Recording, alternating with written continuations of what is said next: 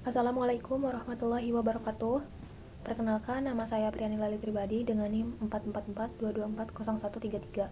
Pada video kali ini, saya akan melakukan pengujian data menggunakan software RStudio tentang split plot.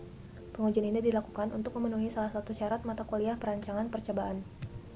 Split plot atau rancangan petak terbagi adalah suatu metode rancangan percobaan yang menggunakan dua satuan percobaan berbeda, yaitu terdiri dari petak utama atau main plot yang berukuran lebih besar dan ada anak petak atau subplot yang berukuran lebih kecil dan berada di dalam petak utama secara acak. Rancangan ini digunakan ketika salah satu faktor percobaan sulit untuk dikendalikan atau memerlukan area yang lebih besar, memungkinkan randomisasi faktor tersebut di dalam plot utama, sementara faktor lain yang lebih mudah dikendalikan itu dapat diterapkan pada subplot.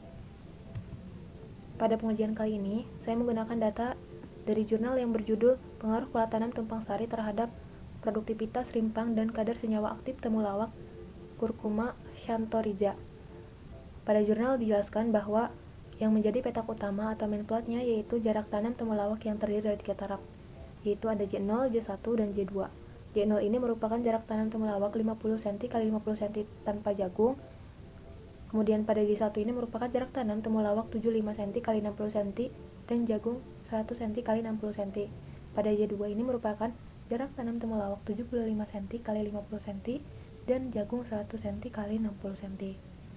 Pada anak petak atau subplotnya ini merupakan jumlah tunas bibit temulawak yang terdiri dari dua taraf.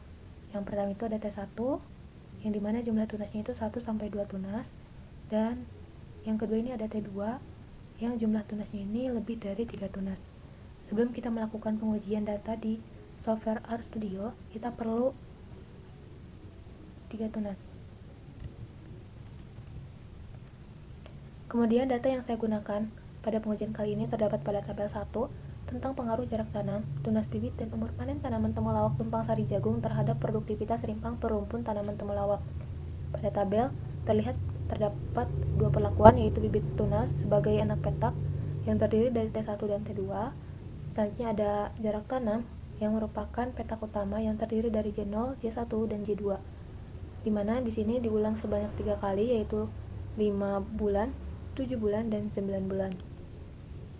Sebelum kita melakukan pengujian data di software RStudio, kita perlu menyusun data terlebih dahulu, baik di Excel ataupun di Notepad. Pada kesempatan kali ini, saya akan menyusun data yang akan diuji pada Notepad. Ini adalah data Notepad yang sudah saya susun, dimana di sini terdiri dari plot, terus ada jarak, ada bibit, dan juga hasil. Plot ini merupakan jumlah petakan yang penyusunannya dilakukan secara acak dan bebas. Jarak ini merupakan faktor A atau petak utama, bibit ini merupakan faktor B atau anak petaknya, dan hasil ini adalah responnya. Setelah kita susun datanya di Notepad, kita bisa langsung melakukan pengujian data di software RStudio-nya.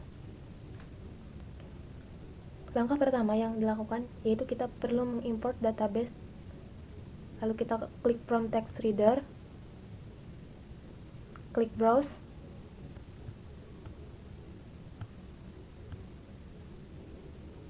kita tunggu hingga datanya muncul. Setelah datanya muncul, karena tampilannya masih seperti ini, kita ubah delimiternya ke tab. Kita tunggu kembali, maka akan muncul tampilan seperti ini. Kemudian kita salin nama filenya, terus kita klik import. Nah, selanjutnya kita masukkan sintak nama data kita di table. Selanjutnya itu adalah nama file yang sudah kita salin tadi, terus header true, lalu kita klik run. Nah, kemudian kita panggil data kita dengan memasukkan sintak nama data kita. Kemudian kita klik run, maka akan muncul data kita seperti ini. Selanjutnya kita masukkan sintak install package limertest untuk menginstal package limertestnya. Kita klik run, kita tunggu beberapa menit.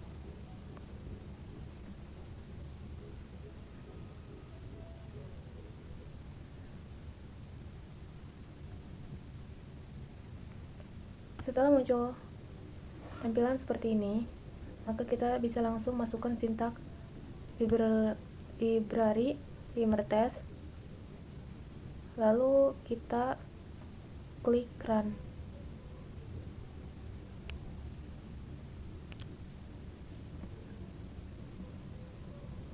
Kita tunggu beberapa saat.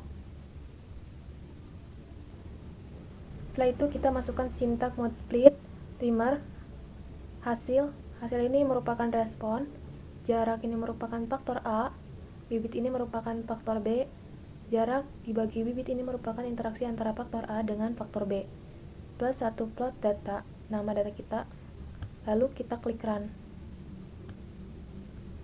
Kemudian pada sintak isi ngular mode split ini, yaitu kita akan mengetahui apakah data yang kita uji ini termasuk data majemuk atau data tunggal.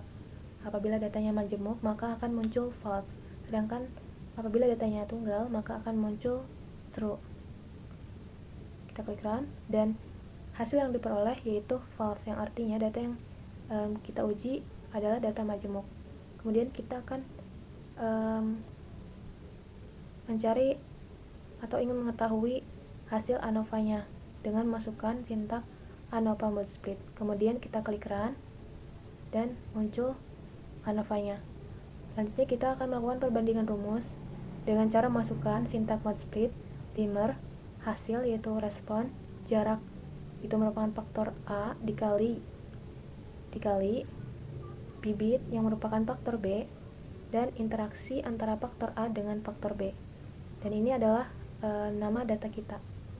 Kemudian kita klik run dan kita masukkan sintak ANOVA mode split untuk mengetahui hasil ANOVA-nya. Pada hasil perbandingan rumus diperoleh bahwa hasilnya itu sama. Kemudian kita akan melakukan interpretasi pada hasil ANOVA yang sudah kita dapat. Pada ANOVA ini terdapat sum SQ atau jumlah kuadrat, ada min SQ kuadrat tengah, num DF, dan DF V-value atau F hitung. PR lebih dari F ini adalah F tabelnya. Pada perlakuan jarak diperoleh sum SQ atau jumlah kuadratnya itu 2782.8, sedangkan min SQ atau kuadrat tengahnya itu 1391.40. Num DF-nya 2 dan DF-nya 6, V-value-nya sebesar 1.5965, dan F tabel ini 0.2780. Nah, di sini dihasilkan bahwa nilai V-value itu lebih besar dari F tabel. Pada perlakuan jarak juga diperoleh bahwa nilai yang diujikan ini tidak signifikan karena ditandakan tidak adanya tanda bintang pada hasil yang diperoleh, di mana pada bintang 1 itu menandakan bahwa data berbeda signifikan. Pada bintang 2 data berbeda sangat signifikan, dan pada bintang 3 itu menandakan bahwa data berbeda sangat-sangat signifikan. Pada perlakuan jarak ini menunjukkan bahwa data tidak signifikan, ditandakan tidak adanya bintang, sehingga dapat dikatakan bahwa perlakuan jarak tidak mempengaruhi berat rimpang temulawak. Selanjutnya pada perlakuan bibit diperoleh sum SQ atau jumlah kuadratnya itu 2746.2, min SQ atau jumlah kuadratnya itu 2746.15, dan num DF-nya 1 dan DF-nya 6, value-nya itu 3.1509, dan F tabel itu 0.1262, di mana diperoleh V-value lebih besar dari F tabel. Pada perlakuan bibit juga diperoleh bahwa